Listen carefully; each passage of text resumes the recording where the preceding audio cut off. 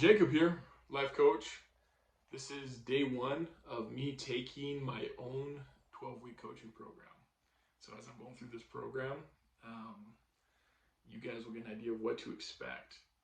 And it's a good opportunity for me to be vulnerable, let you guys get to know who I am a little more as I go through this course. Okay, so let's dive in to week one. So week one, I have my workbook pulled up right here, PDF version. All right, so week one is current relationships. And I have a quote. It says, "When we love, we always strive to become better than we are. When we strive to become better than we are, everything around us becomes better too." And that's a quote by Paulo Coelho. He's the one who wrote The Alchemist, one of my favorite books. Really good book if you guys haven't had a chance to read it. So, step one is to strive to understand your current relationship dynamics and to create goals. Okay, so this workbook has a lot of journal pages. So if you get the actual physical copy, you could use the journal. But since I have the PDF, I ordered a bunch. They're not quite in yet. So I'm just using my own personal journal that I have that my wife gave me.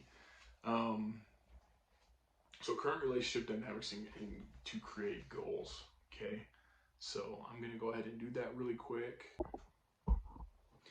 All right. So the assignment was to understand your current relationship dynamics and to create goals. So I just did that for relationships I have in my life. So I made a list of some that I want to share. There's a lot more. I mean, I'm the oldest of 5 kids. I currently have 5 kids, and so anyway, there's a lot there. But what I did was I selected a few of the main ones that I want to work on. I'm going to share. So first one, current relationships and dynamics and create goals. So I think that I need a better relationship with my mother. Okay, so some of the goals that I put is I put spend more time with my mother. So go out of my way to actively spend some quality time with her. As you're an adult and life gets busy, it's hard to do that, and I think that's very important. I love my mother very much, and I need to communicate with her better. I need to spend more quality time with her. Something else I wrote down is to get to know her spouse more. So her husband, they got married when I was grown and out of the house and everything. And so over the years, I just have not gotten to know him very well, and that's not okay.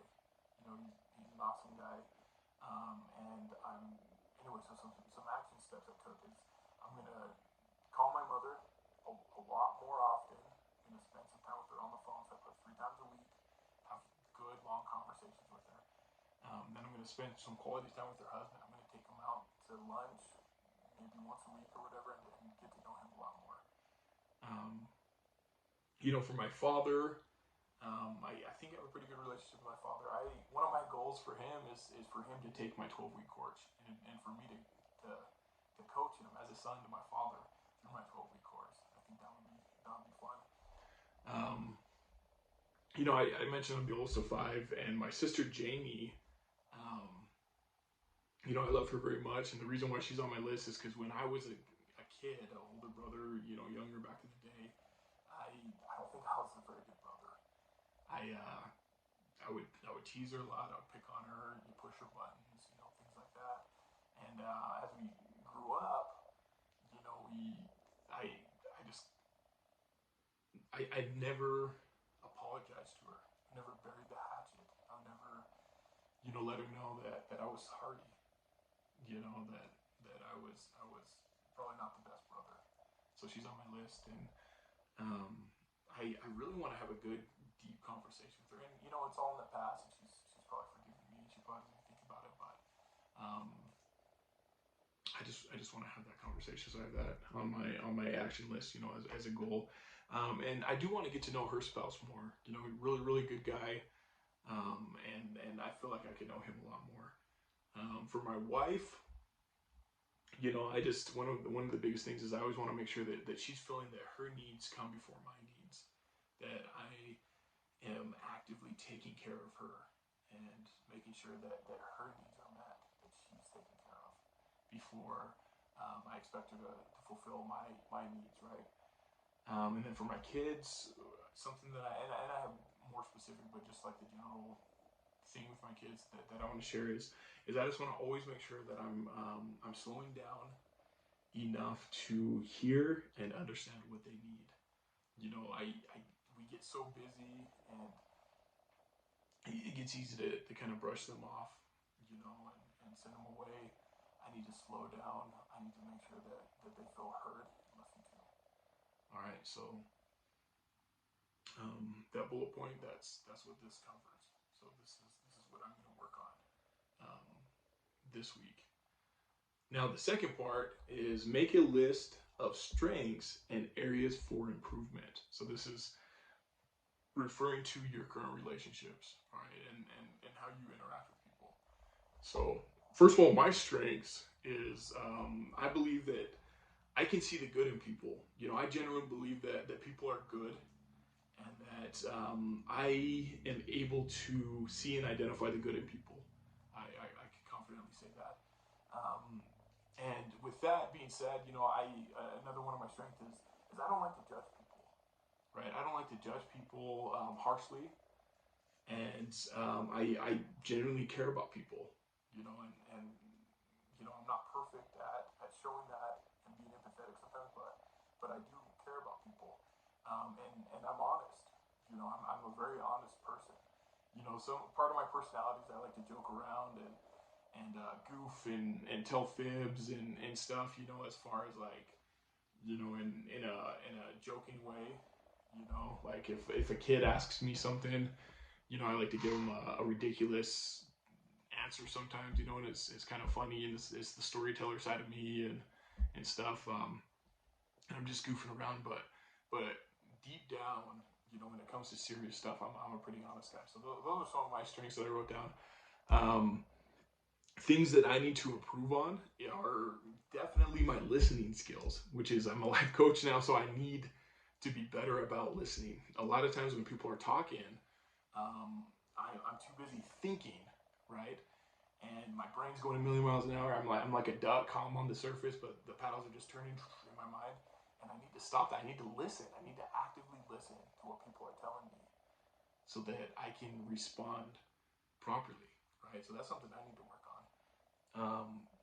Taking advice from others. I have a really hard time taking advice from people, and that's not okay because there's a lot I could learn, right?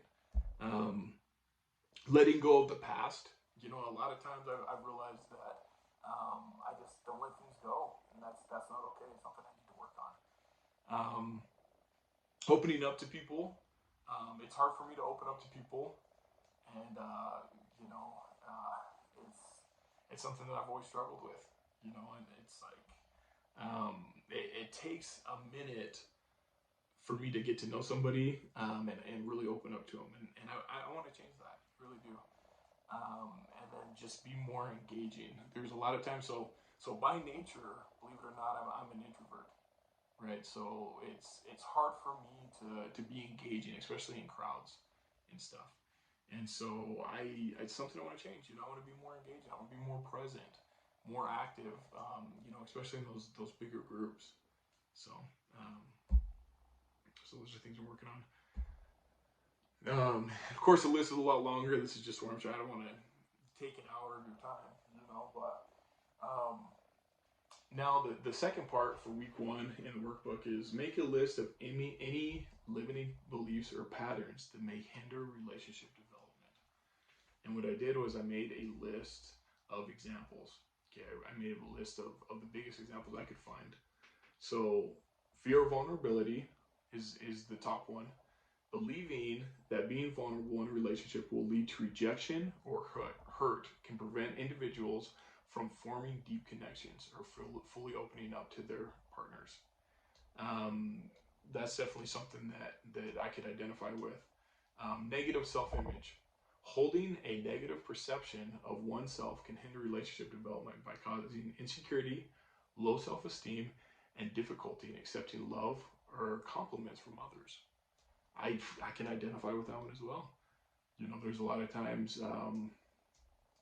where, you know, I screw up or I do something wrong, and I just beat myself up. I really beat myself up, and you know, it's good to learn and to grow from an experience like that. But when you're constantly just beating yourself up, it actually messes with your self-esteem, and it messes with your ability to accept love and compliments, right?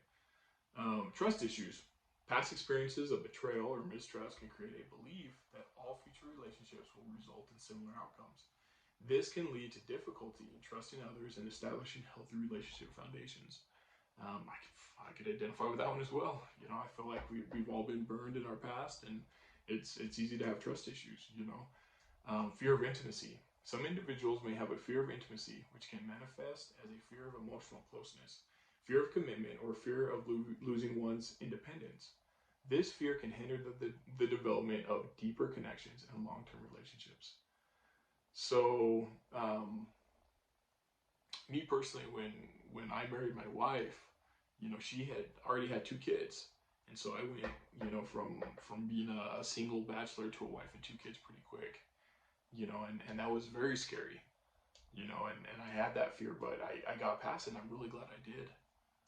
You know, perfectionism, striving for perfection in oneself or others can create unrealistic expectations that hinder relationship development. It can lead to constant dissatisfaction and a lack of acceptance for imperfections. So this one's tough because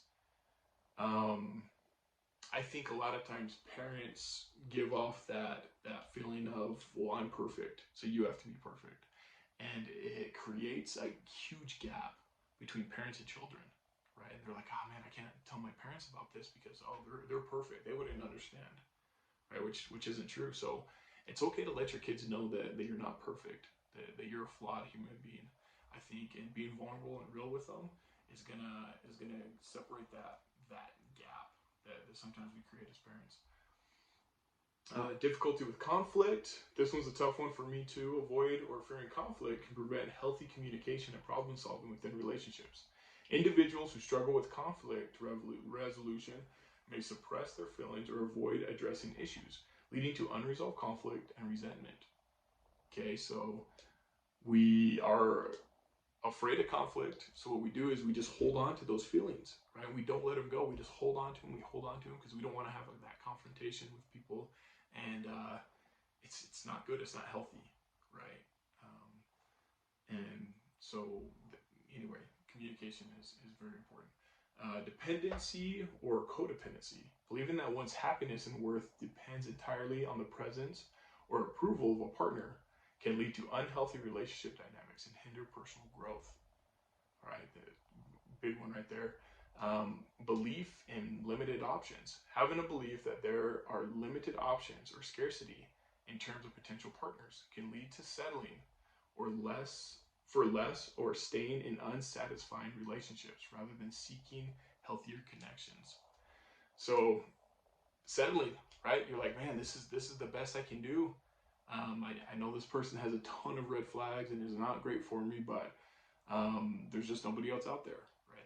That's a very strong limiting belief, and it's something that you know, as you build more value in yourself and you get to know yourself more and your self-worth, it's a good way to overcome that.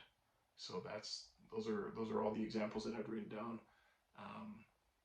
and those are the top ones I could find, and I mean, I could identify with all of them. And so as a coach, you know, as you're doing this for week 1, you know, what I would do is I would have you do the program, figure out, you know, those relationships in your lives you want to work on. We'll set goals together.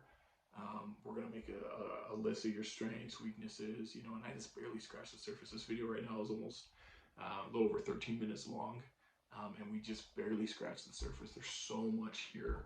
There's so much. And I mean, it's funny because it's 1 page of my workbook, but there's so much depth here, and there's so much that we could be working on. I mean, it's going to take the full week of of us focusing on this, as coach and coachee, I guess you would say. I don't know.